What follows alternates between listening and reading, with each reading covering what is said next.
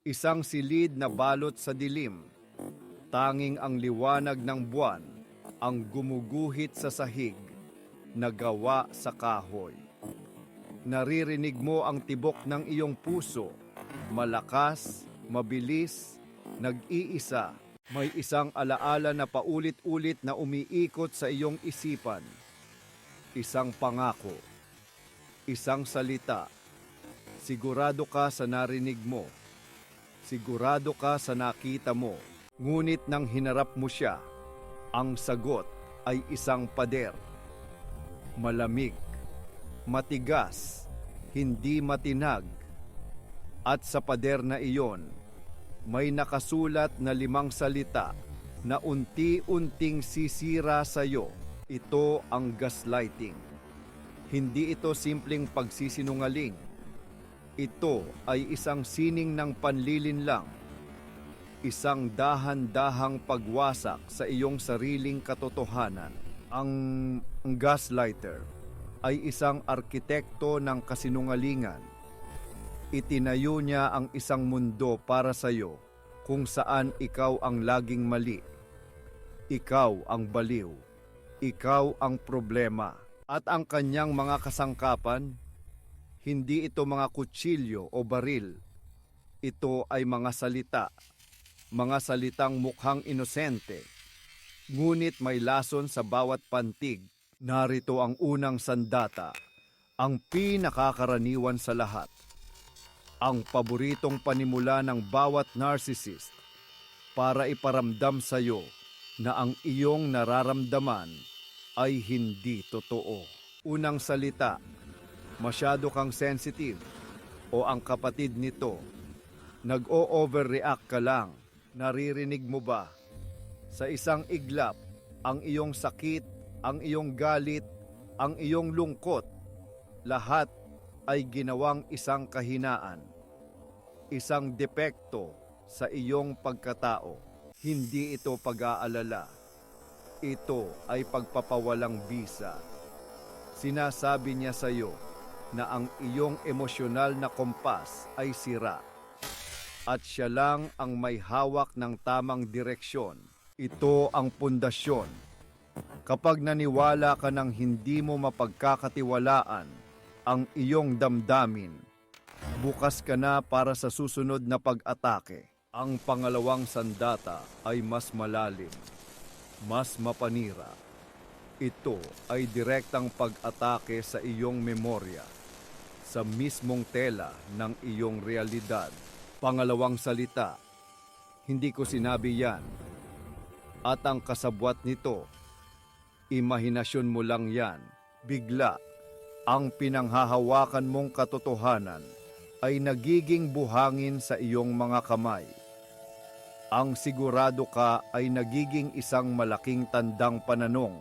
Ginagawa kanyang questionin ang iyong sariling pag-iisip. Pinaparamdam niya sa iyo na ang iyong isip ay isang traidor. Isang hindi mapagkakatiwalaang saksi sa sarili mong buhay. Kapag nagtagumpay siya rito, hawak na niya ang iyong nakaraan. At kung sino man ang may hawak ng nakaraan, kontrolado niya ang kasalukuyan. Ngunit paano kung ang pananakit ay masyadong halata?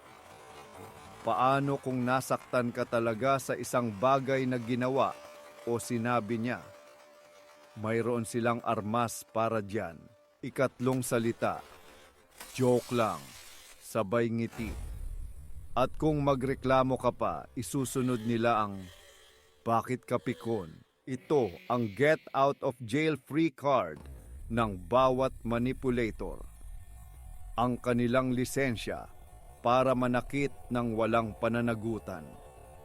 Ang sakit na naramdaman mo ay biglang naging problema mo.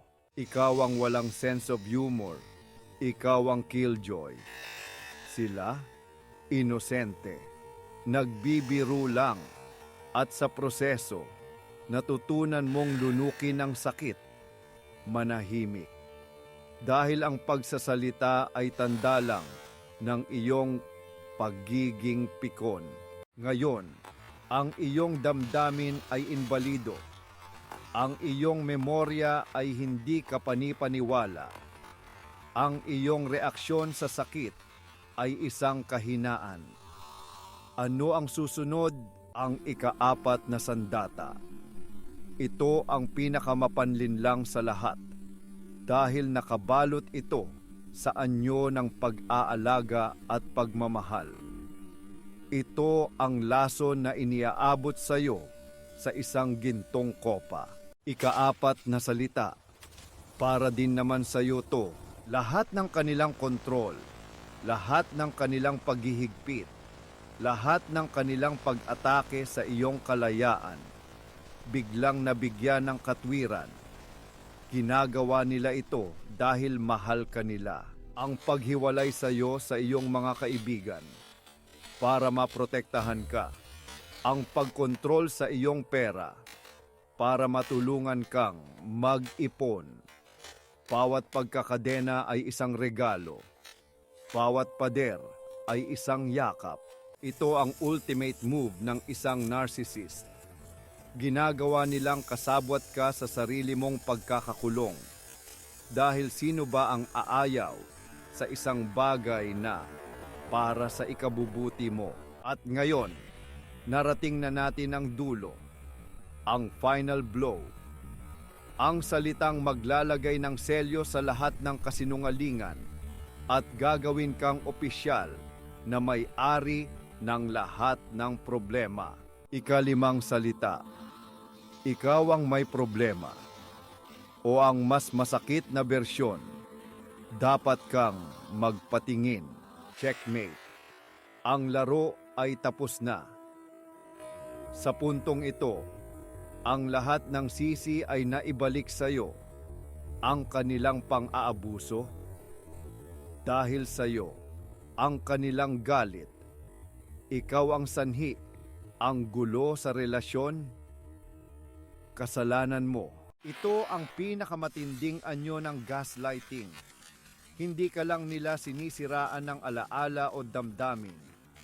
Sinasabi nila na ang buong pagkatao mo, ang iyong core, ay depektibo. At dahil sa apat na naunang sandata, nagsisimula ka ng maniwala. Baka nga masyado akong sensitive. Baka nga gawa-gawa ko lang yun. Baka nga ako ang may problema. Pero huminto ka sandali. Huminga ka. Dahil dito magbabago ang lahat. Ito ang sandali ng paggising. Ang katotohanan ay hindi ito mga hiwalay na insidente. Ito ay isang pattern. Isang script. Ang 5 pariralang ito ay hindi mga random na salita. Ito ang 5 haligi sa templo ng manipulasyon ng isang narcissist. Isang predictable na sayaw na paulit-ulit nilang ginagawa sa bawat biktima. Hindi ka masyadong sensitive. May reaksyon ka sa isang tunay na sakit. Hindi sira ang iyong memorya. Sinusubukan mong panghawakan ang katotohanan. Hindi ka pikon. Ayaw mong masaktan. Ang kanilang pag-aalaga ay hindi pagmamahal, kundi kontrol. At higit sa lahat, hindi ikaw ang may problema. Ikaw ay isang taong nasa isang mapanirang sitwasyon. Ang kaalaman ang iyong kalasag. Sa susunod na marinig mo ang isa sa mga inosenteng salitang ito, huwag mo na itong tignan bilang isang opinyon.